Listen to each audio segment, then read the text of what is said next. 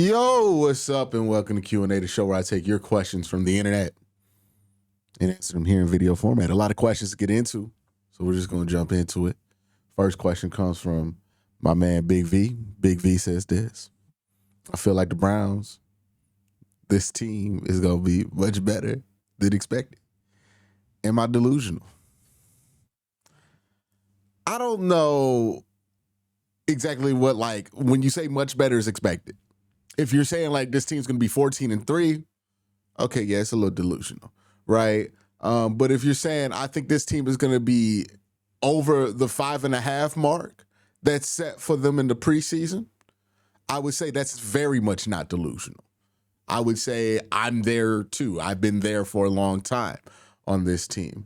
The reason I think that this team's going to be much better than that 5.5 over under, in my personal opinion, this is my opinion, is because a lot of what happened to make the Browns a 3-win team, to make them 3-win bad. One, I think towards the end of the year, they started to maximize for draft position, right? When they started playing Bailey Zapp instead of Jameis Winston. They actively kind of chose to be a little bit less competitive to get better draft position. Let's be real here. I think another thing that happened for them to be a 3-win team is the quarterback position was just outrageously bad for most of the year. And again, the Browns quarterback room isn't going to be bad. I mean, going to be like great this year, but they're not going to be as bad as they were last year. I think that's almost guaranteed. I don't even think Deshaun Watson himself can replicate just how awful he was last season.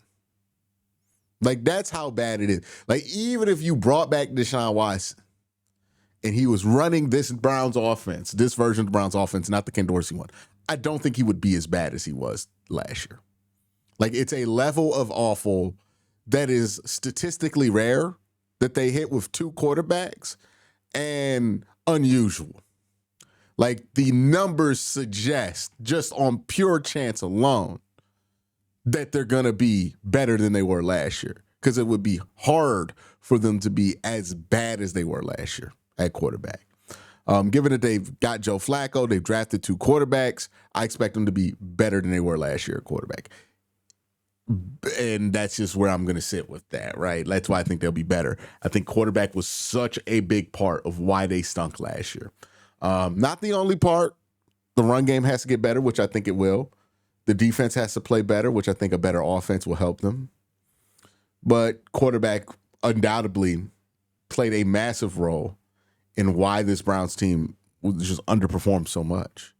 Jock says this: Hey Q, love your videos, especially lately. A lot of the Shador fans are ridiculous. How long of a leash do you think Dillon Gabriel gets if he does get to start this year? It's a good question, especially if it's like at midseason and we're like 2-6. Hope that doesn't happen. I'm just like you. I don't care who the quarterback is. You just want good quarterback play. How long of a leash does Dillon Gabriel get? One, I think that depends on like how he looks out there, right?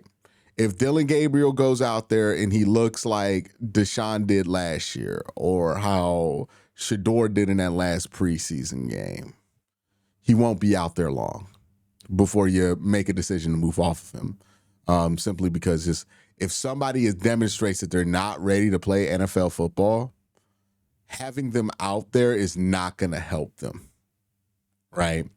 If Dillon Gabriel is going out there and he's making little mistakes, but overall he looks like somebody who can play in this league, then yeah, more experience will help Dillon Gabriel, so it does make sense to keep him out there.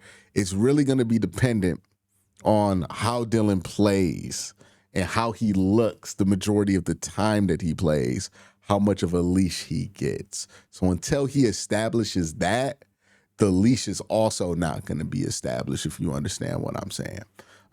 Just going off preseason, I would give Dillon a pretty solid leash here, right? I would say, just let him work through it as long as he looks like he's running the offense, he's not giving up, right? But if you start to see him bailing and panicking and not really going through the process of playing quarterback, that's when you pull him. And that's when you pull any quarterback, right? Once it becomes apparent that playing through it is not going to be helpful for them. That's when you need to take a quarterback out, in my opinion. All right, Green Eyed says this. Q, despite the recent noise about him returning to college, when will QUINSHON finally get signed? I heard this. I was just going through the questions here, and this kept popping up. And I thought to myself, what junk blog came up with this nonsense idea that QUINSHON would be returning to college? And then I remembered that somebody said something equally as ridiculous when the Cincinnati Bengals were going through their whole thing with Shamar Stewart. And then I remembered that was Pro Football Talk, Mike Florio, that floated out there. Now, I don't know why Mike Florio keeps floating this out here, that players are going to go from getting drafted to going back to college when that's just not how eligibility in the NCAA works, right? You can't declare for the draft and then go back to college, let alone be drafted and go back to college. I know some of the rules have loosened up with agent representation, because that used to be the rule back in the day, that if you had an agent, you can't play college football anymore or college sports anymore past the point of you signing with an agent. Now you're allowed to sign with an agent, but that still doesn't change the fact that you can't just declare for the draft and come back. That's not how this works with college football specifically. I know the NBA has some flexibility on that, but this is not the NBA. So any noise about QUINSHON jumping back to college is just pure bullshit. And it's speculation from somebody who knows better, but he's going to put it out there because he knows that that's a useful trick in a situation like this to get people to click on his article. He did it with Shamar Stewart. Spoiler warning, Shamar Stewart didn't end up playing for the Texas A&M Aggies this year. He's doing it right now with QUINSHON, and I'm telling you right now, QUINSHON's going to be on the Cleveland Browns eventually, sooner than later. So no, this is nonsense here. Nonsense. He's going to play NFL football. And you can't just go back to college football. And even if you wanted to test it, right, if you're a player and you wanted to test it, one, highly, highly unlikely it's going to be somebody who was drafted in the first 2 days of the draft, let alone somebody who was drafted, period, right? Like, really, I want you guys to think about this. What would QUINSHON Judkins gain from jumping back into college? He wouldn't up his draft stock because now he has a domestic violence case on him.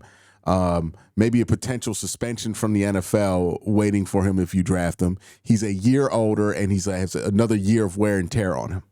So he would probably go from a second round pick in this year's draft to maybe a third or a fifth or a fourth round pick. So he loses draft positioning, he loses millions of dollars, and he plays another season of college football for what, maybe $1 million?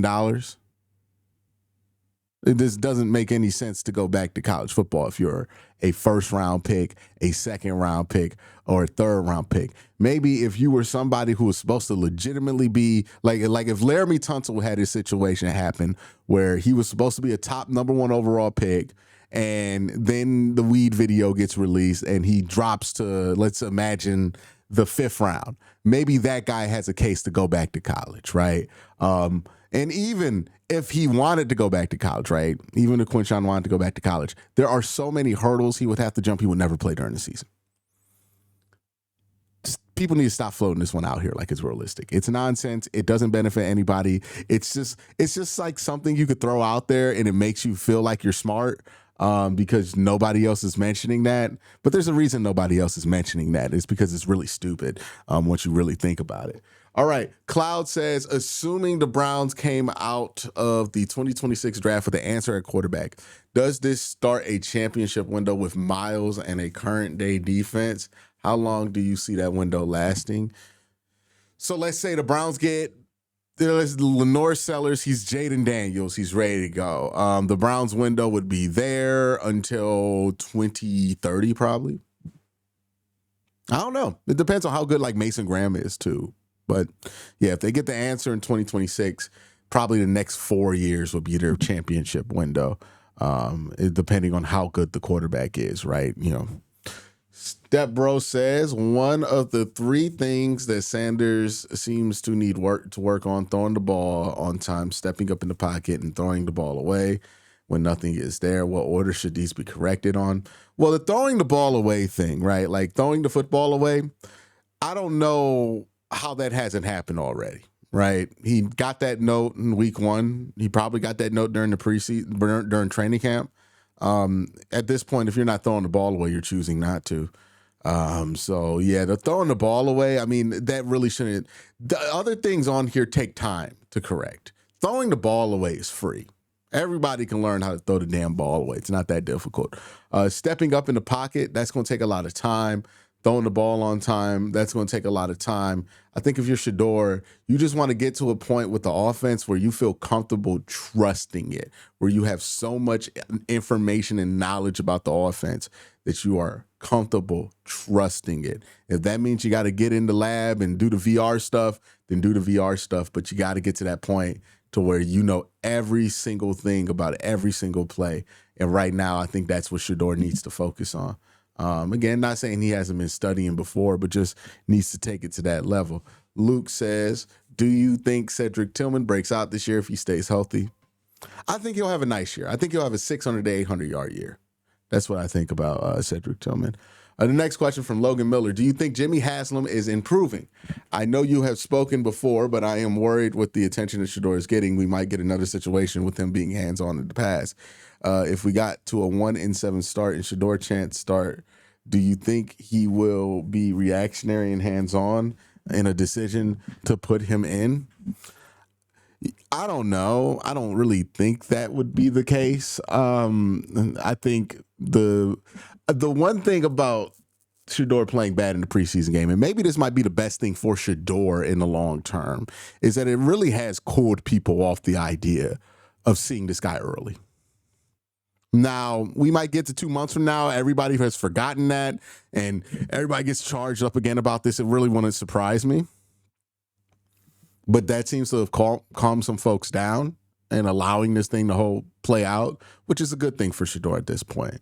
Do I think Jimmy's going to do that? Probably not. I mean, Jimmy's committed a lot to trusting this front office and this head coach.